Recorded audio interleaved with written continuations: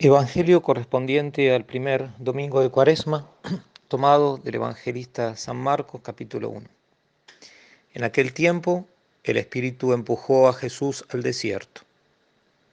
Se quedó en el desierto 40 días, dejándose tentar por Satanás. Vivía entre alimañas y los ángeles le servían. Cuando arrestaron a Juan, Jesús se marchó a Galilea a proclamar el Evangelio de Dios. Decía: se ha cumplido el plazo, está cerca el reino de Dios, convertíos y creed en el Evangelio.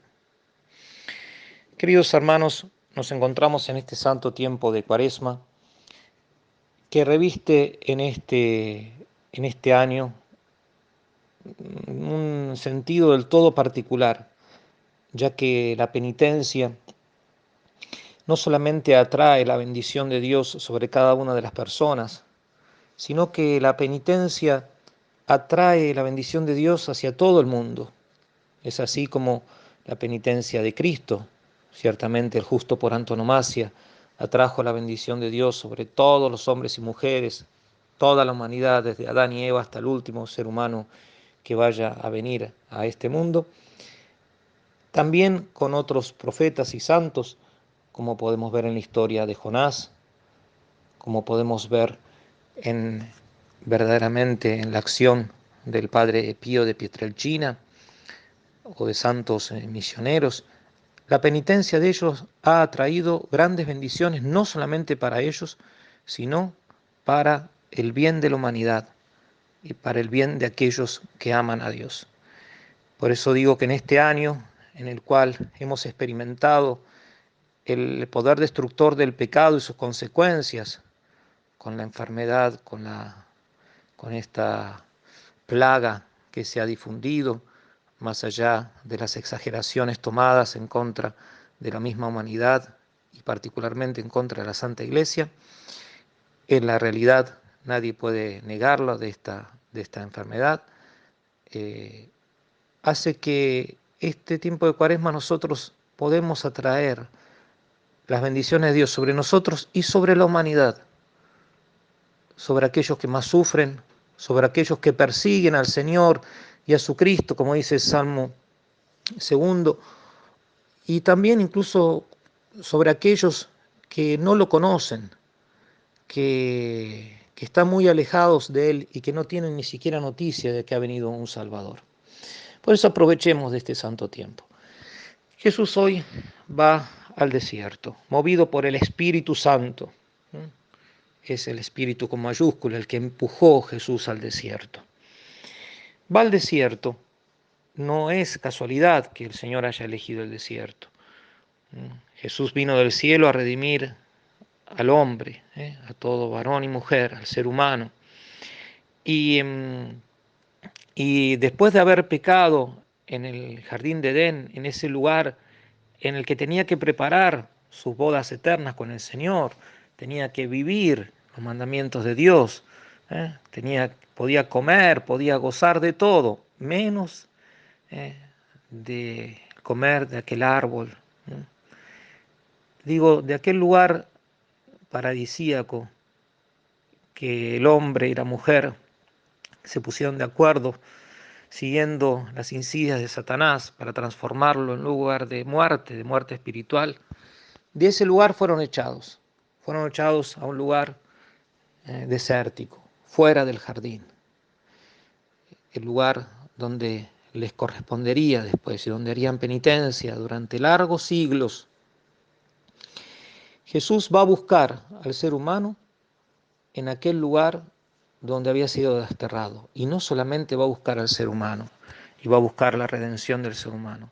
Va a buscar al enemigo de la naturaleza humana, porque es el enemigo por antonomasia de Dios, a Satanás, para pisarle allí la cabeza.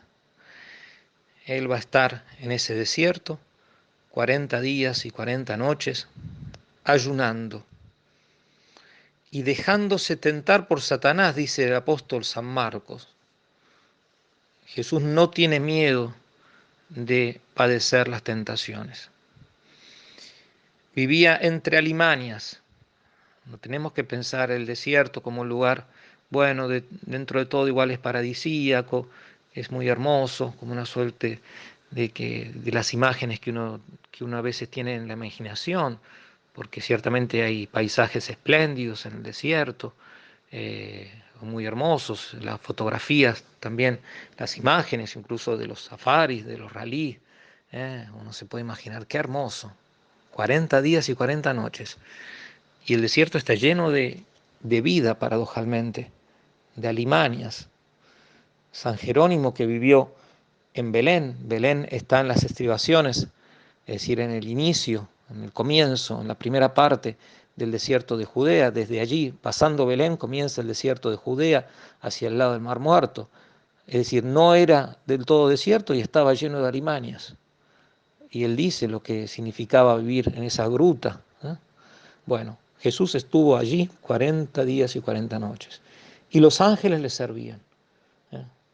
Es decir, los ángeles santos sabían quién era, ¿eh? Porque los ángeles santos gozaban, como gozan, de la presencia de Dios. Nuestro Señor Jesucristo allí va a ser tentado con tentaciones que vienen de afuera. Eso lo hace notar Santo Tomás en base a una enseñanza, entre otros, de San Agustín. Nuestro Señor Jesucristo no fue tentado como la imaginaría de muchos pretende, e incluso contra la impureza, y hacen todas, hasta películas han hecho, blasfemas, porque no pueden entender que lo principal de la tentación no es la tentación de la carne, si bien el ser humano cayó por la debilidad de un placer. Dios no va a permitir incluso ser tentado por eso. Primero, dice Santo Tomás, en base, como decíamos, a San Agustín, no puede tentar como nos tienta a nosotros por medio de la concupiscencia, porque no había nada desordenado en él, en Jesucristo. El desorden de las pasiones, nosotros lo tenemos como fruto del pecado original. Y si prestamos atención, eh, Eva fue tentada también exteriormente, por medio de un placer, de la comida. Y nuestro Señor Jesucristo va a recibir la primera tentación, va a ser lo mismo. Transforma estas piedras en pan. Si eres hijo de Dios. El diablo no sabía bien quién era él. Sabía, supondría que era el hijo de Dios. Alguien, porque conocía las escrituras, el diablo, ¿no? Ciertamente no un conocimiento sapiencial. Pero lo que estaba seguro el diablo, Satanás, la serpiente, el dragón antiguo, el príncipe de este mundo, el mentiroso desde el principio, sabía algo de este hombre que se presentaba ahí en el desierto, que él no le pertenecía. No, Satanás no podía entrar en su alma tentándolo, poniendo malos pensamientos, tratando de poner malos pensamientos, malas fantasías, tentándolo por medio de la concupiscencia, de la carne. Y entonces hace lo que puede, por afuera. Digo como pasó a Eva. Eva y Adán estaban en amistad con Dios, en amistad con Dios. Y por lo tanto, Satanás se le presenta bajo esa figura de la serpiente y le hace ver lo apetitoso de aquel árbol de la ciencia, del bien y del mal, etc. Y ella acepta. Cuando acepta voluntariamente, el pecado entra en su alma y ahí entra todo el desorden de las pasiones. Y ciertamente eso como consecuencia de haber perdido la amistad con Dios. En cambio, pero digamos, decimos con Jesucristo, Satanás también lo tienta de afuera.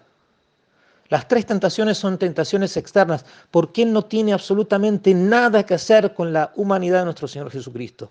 Pero Él supone que no solamente es un ser humano, un hijo de Adán y Eva el que está delante de Él, sino que es mucho más, el Hijo de Dios, incluso profetizado. Lo tienta en segundo lugar, mostrándole eh, todos los reinos de la tierra. Todo esto te daré su gloria, si me adoras. La soberbia del diablo. Si me adoras, él quiere que ese hombre que él sabe que no tiene poder, que Satanás sabe que Satanás mismo no tiene poder sobre él quiere que ese ser humano, que ese hombre, que lo reconozca a él, a Satanás como Dios, y postrándote me adoras.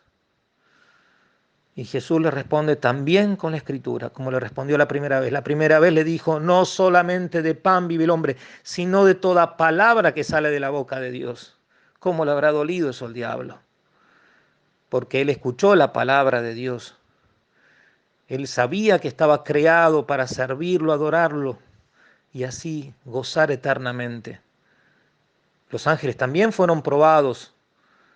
Dios no es que le regaló, los creó y los puso en el cielo directamente.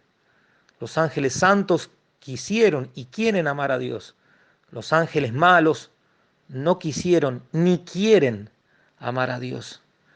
Quieren y quiere Satanás, el principal entre ellos, que se lo reconozca como a Dios. Si postrando me adoras, si postrándote, perdón, me adoras. Y Jesús le responde, apártate de mí, Satanás, eso que se usa en los exorcismos, en el exorcismo de San Benito, y que la iglesia lo sigue usando, es el poder de la palabra, vuelta, perdón, a tomar esa expresión y usada por nuestro Señor Jesucristo. Apártate de mí, Satanás, solo a Dios adorarás. Solo a Dios adorarás. Eso también nos tiene que hacer pensar. El diablo cuando nos tienta de otras cosas, lo que él quiere es que nosotros seamos mentirosos como él y queramos poner a Satanás en lugar de Dios, cuando él no nos puede dar la vida eterna, ni la alegría eterna, ni el poder eterno, no nos puede dar nada. A lo sumo nos podrá dar algo, humo, nos podrá dar algo de fama, tanto cuanto se lo permita la divina providencia, la sabiduría divina en su gran misterio. Pero no nos puede dar nada que sea eterno, bueno. Y en último lugar, llevado a Jerusalén, lo cual nos hace pensar en Jerusalén no solamente era el lugar del templo del Señor y de la presencia del Señor y el lugar donde renació la nueva humanidad, porque allí murió y resucitó el Señor para nunca más morir, sino también un lugar donde el ser humano puede ser tentado. No hay lugar donde uno esté seguro sin sufrir tentación, incluso en el lugar santo. Y eso no nos tiene que desanimar, porque Cristo también quiso vencer en el lugar santo, en el templo de Jerusalén, las tentaciones. Y llevado al pináculo del templo, la parte más alta del templo, le dice, tírate de aquí, porque está escrito, los ángeles vendrán en tu auxilio. Y ahí también Jesús usando la escritura, no tentarás al Señor tu Dios. También nos hace reflexionar cómo nosotros tenemos que conocer cabalmente la Sagrada Escritura y saber distinguir a aquellos que la usan mal. Satanás mismo conoce la Escritura y la usa mal para sus fines. No todo el que me dice Señor, Señor, no todo el que usa mi Escritura entrará en el reino de los cielos, sino el que cumple mi palabra. Por eso tenemos que conocerla y corregir a aquellos que la usan mal. ¿Cuántas personas engañadas por esto usan la Escritura en contra de la Santa Iglesia Católica? Es una obra de Satanás eso. Pero, desgraciadamente, la incuria de muchos católicos, incluidos muchos sacerdotes, religiosos, que no conocen ni quieren conocer ni se interesan por conocer bien la Escritura, cuando escuchan algo que le dicen, no, pero está escrito que no se puede, ¿cómo es? Comer carne con su sangre, por ejemplo. Y uno no sabe qué responder. Y está usando la Escritura como lo usó Satanás hoy, tentando a Jesucristo. Y así, con un montón de casos que no nos da el tiempo, podríamos llenar de ejemplo. Sin ir más lejos, esta semana, en España, un viceministro de una de las regiones, que dijo, hablando del aforo, de la cantidad de personas que podrían entrar en la iglesia, que hasta lo que yo sé eran 25 personas, incluso en templos muchísimo más grandes que supermercados que están llenos de personas. Y él dijo, hubiésemos querido, y él hablaba como creyente y decía que el presidente de su región también es creyente. ¿Creyente en qué? Dios, vaya a saber uno. Y dice, hubiésemos querido cerrar los templos si hubiese sido posible, cerrarlos directamente. Y cita la Escritura al modo de Satanás. Jesús dijo, donde dos o tres están reunidos en mi nombre, allí estoy yo. Y quizás muchos, papando moscas, no se dan cuenta que esa es la utilización mala de la Escritura, ya que Jesucristo mismo convocó al cenáculo a sus apóstoles, convocó y nos sigue convocando a la Eucaristía. Es verdad que cuando dos o tres estamos reunidos en su nombre, Él está con nosotros. Pero cuando dos o tres están reunidos en su nombre, no tienen la potestad de hacer la Eucaristía, salvo que uno de esas personas sea sacerdote, al menos uno. El lugar santo y el tiempo santo es una voluntad divina. Hay días que son santos y eso está plasmado en los 10 mandamientos. Santificar las fiestas, el domingo, no el sábado ya pasó, el nuevo sábado es el domingo, el día de la resurrección, el día del Señor. Y hay espacios sagrados, como era el espacio del Templo de Jerusalén y como es todo espacio donde se celebra, donde principalmente se celebra la Eucaristía, donde Cristo se hace otra vez presente para pisar la cabeza de Satanás y devolvernos la gracia. Todas estas reflexiones nos tienen que hacer verdaderamente crecer en el amor a Cristo. Cristo no solamente padeció y venció a Satanás, Él después de esto, sabiendo que Juan el Bautista había sido arrestado, Él se marchó a Galilea a proclamar el Evangelio de Dios. ¿Y qué decía? Se cumplió el plazo, ya está. Está cerca el reino de Dios. Convertíos y creed en el Evangelio. Lo contrario a lo que quería Satanás y lo que quiere Satanás. Satanás tenía curiosidad por saber quién era, no para adorar a Cristo. Si fuese por un imposible que Dios le diese otra oportunidad a Satanás, Satanás lo continuaría a rechazar, porque la voluntad de Satanás y la inteligencia del demonio, la inteligencia de él, sabe y quiere lo que sabe, conoce lo que elige. No, a veces nosotros nos engaña porque nosotros vivimos en el tiempo y Dios en su gran bondad nos da posibilidad a nosotros de cambiar, de convertirnos, de desandar lo andado. Por eso, queridos hermanos, en este tiempo de Cuaresma no seamos como Satanás, no seamos hijos del diablo, seamos hijos de Jesucristo. Él vive en el cielo junto con su madre, viven, pero nosotros estamos en deuda con ellos, estamos en deuda con Jesucristo. Así como cuando nosotros contemplamos a Jesucristo en Getsemaní y nos conmueve pensar que pensó en mis pecados y sufrió y padeció por mis pecados. Y eso lo pudo hacer porque no era solamente un hombre, sino era Dios que conocía el futuro. Un ser humano solamente no puede conocer, un puro ser humano no puede conocer el futuro. Y con todos los detalles, con todas las circunstancias. Siendo Dios, conoció todo eso. La comunicación de ciencia divina y humana de Jesucristo, un gran misterio. Digo, así como nos conmueve el pensar que en Getsemaní Él pensó en mí, sufrió por mí y tomó mis pecados y los llevó a la cruz, clavándolos allá en la cruz. Lo mismo hoy en el desierto. Cristo pensó en mí, en mis tentaciones particulares, con todas las circunstancias, con todas mis maldades, mis debilidades, y Él venció. Él es nuestra fuerza y Él es nuestro ejemplo. Nosotros también tenemos que vivir en el desierto que Dios nos lleve, en el lugar a donde Dios nos lleve, sea una misión lejana, o puede ser que sea en mi propia patria, o en la habitación de mi casa paterna, o en cualquier lugar.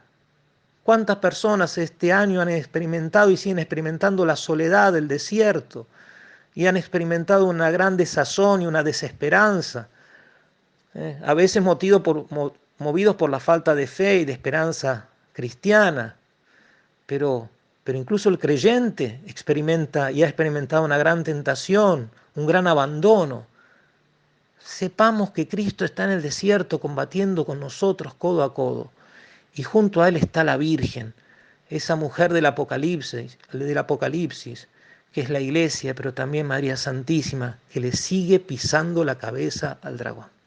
que María Santísima nos conceda la gracia de no ser como Satanás, sino por el contrario, de convertirnos, de cambiar de vida, de reconocer nuestros pecados, hacer una buena confesión general, una buena confesión, de alentar a otros a hacer una buena confesión y de creer todo y absolutamente todo y solamente lo que está contenido en la Sagrada Escritura y que viene transmitido fielmente por la Santa Iglesia Católica. Que la Virgen María nos conceda a todos un muy fructífero primer domingo de Cuaresma.